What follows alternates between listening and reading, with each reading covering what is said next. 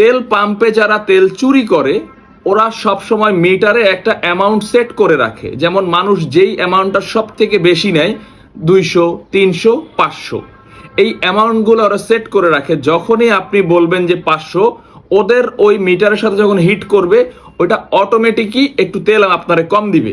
মানে এই সিস্টেমটাই হয়তো বা ওরা চুরি করে, মানে আমি শিওর না, দু এক জায়গা থেকে জানছি। তো এই চুরি রোধে আপনি এই কাজটা করতে পারেন যে একটু আপনি 1 টাকা কমায়া বাড়ায়া যদি তেল নেন তাহলে হয়তোবা আপনি সমাধানটা পেতে পারেন।